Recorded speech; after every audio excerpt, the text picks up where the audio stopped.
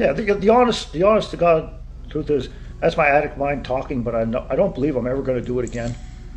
But I will not sit here and get cocky about it and say I'm never going to do it again. No. I got to stay. No. I got to stay getting the help that I'm getting. Stay taking my medications. Stay seeing my psychiatrist. Stay going to NA meetings. Stay hosting Celebrate Recovery. Stay talking to forums like this and trying to help other people.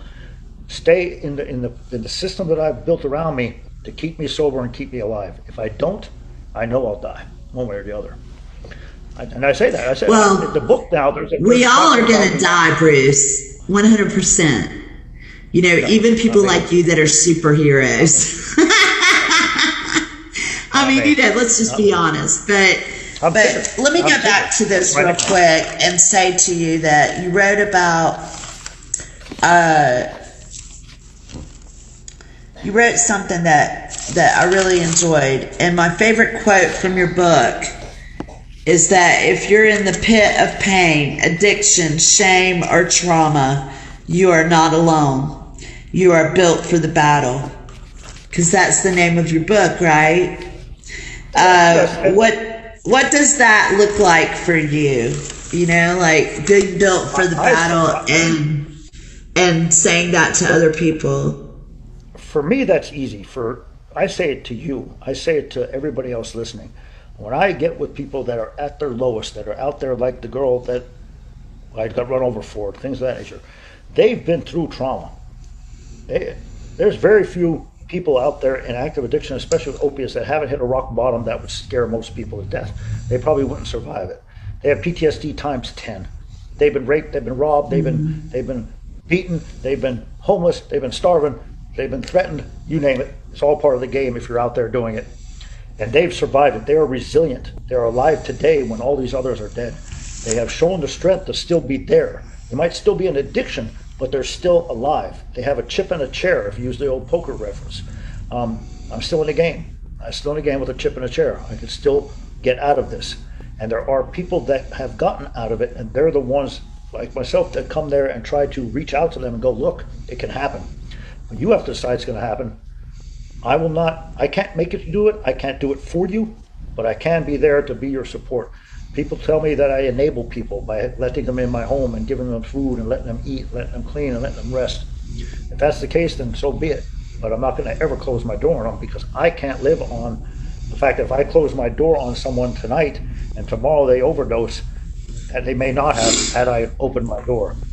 Do I get them high? No, I don't get them high. Do I promote the use of their drugs? I mean, do I take advantage of them?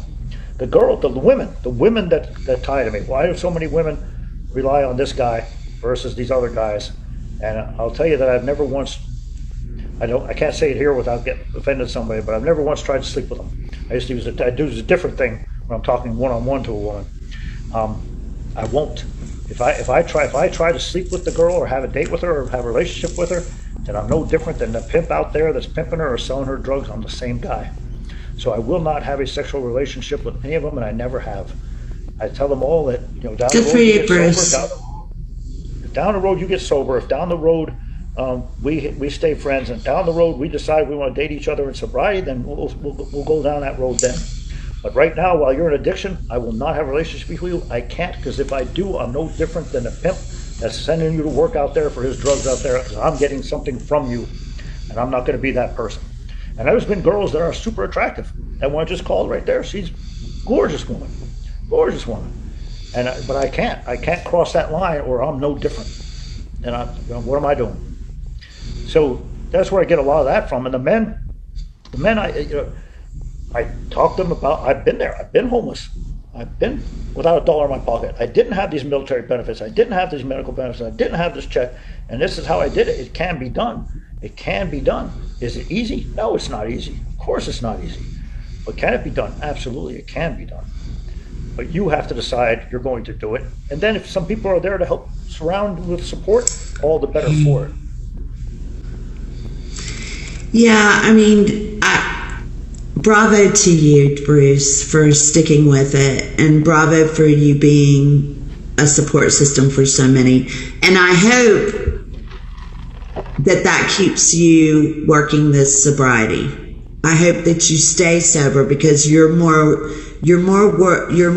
worth more sober to so many than you would ever be if you weren't. Oh, you know? Absolutely. So you're getting your psychiatric degree. I love that, psychology degree.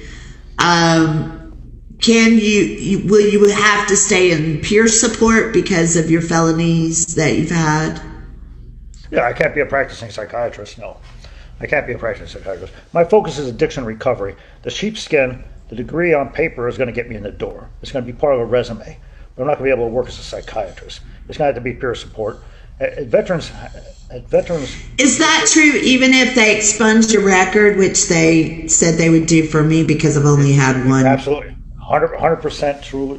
It's still there. Expungement means everybody can see it nobody can see it except the feds. The feds can see it anytime they want to see it. It's still there. Before you were ever licensed in anything that required a license, that drug convictions would stop, you will not get it. You will not get it. Of course, you can't prescribe medications. A psychiatrist prescribes medications. You can forget that dream. A psychologist is basically a fancy therapist.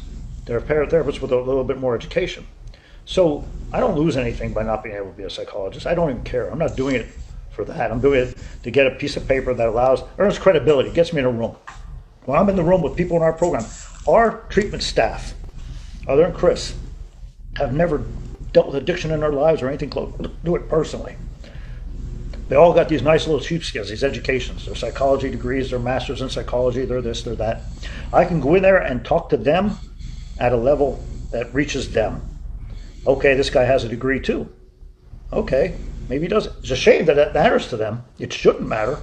I'm not any smarter with the degree than I was without it, but it gets me in a conversation with them. What gets me in a conversation with the addict is not that psychology degree, not even close. What gets me in a conversation with that addict is how many times I've been to J. Reuben Long, which is 13 times in this county, or the 3 times I've been to Columbus County, or the 2 times in Harnett County, or the time in Wake County, or the time in North Charleston, or the time in Arkansas, or the time in Louisiana, the 2 times I've been in prison in North Carolina, the 1 time I've been in prison in South Carolina.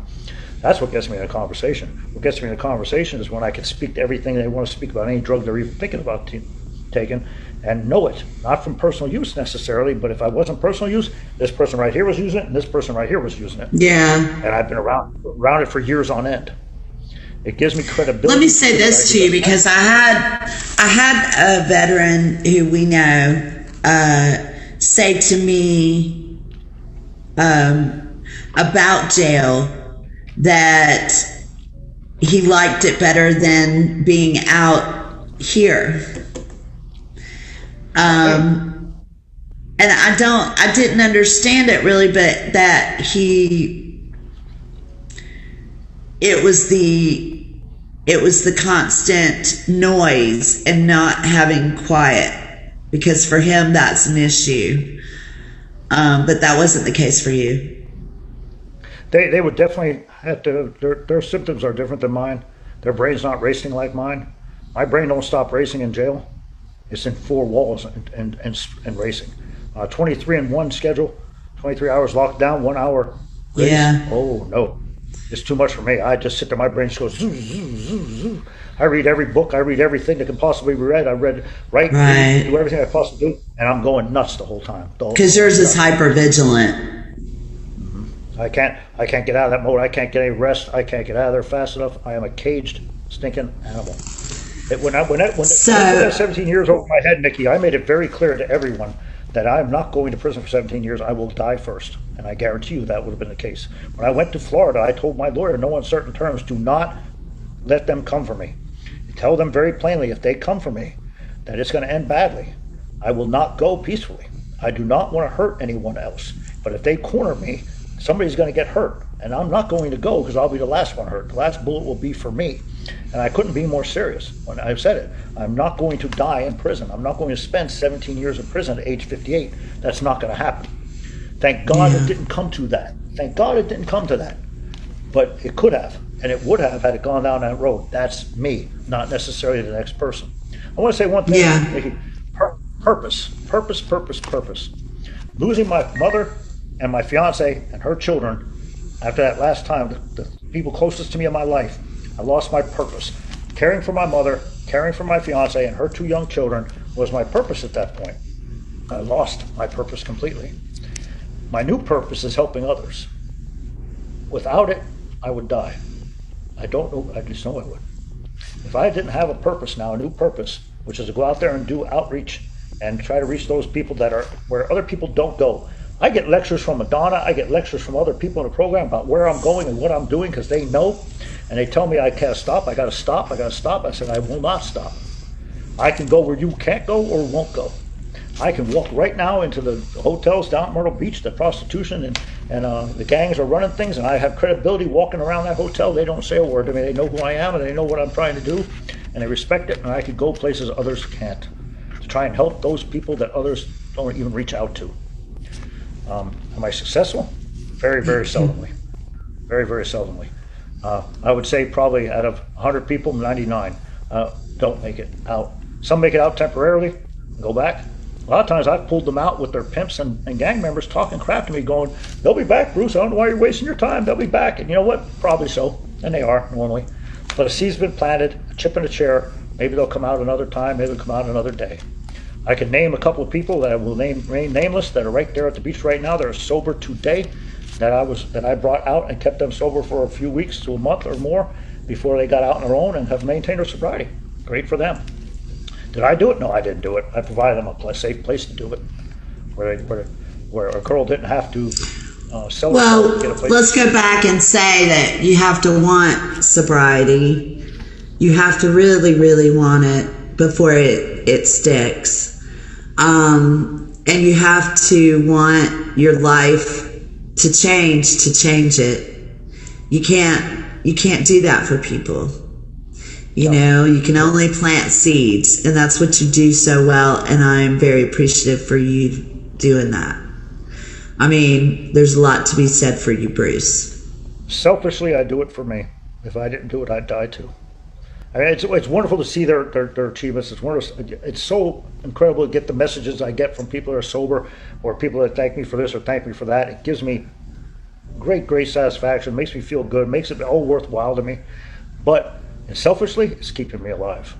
It's keeping me alive. It's my new mission. It's my new battlefield mission is to go out there and save people. If that means I get run over in the parking lot of Walmart, well, I'm going to be a little bit quicker on my feet next time. I didn't think he was going to run me over. The next time a guy backs out of the parking space, I'm going to think he's going to run me over, and I'm going to run behind my truck, and he's going to have to hit my truck and me.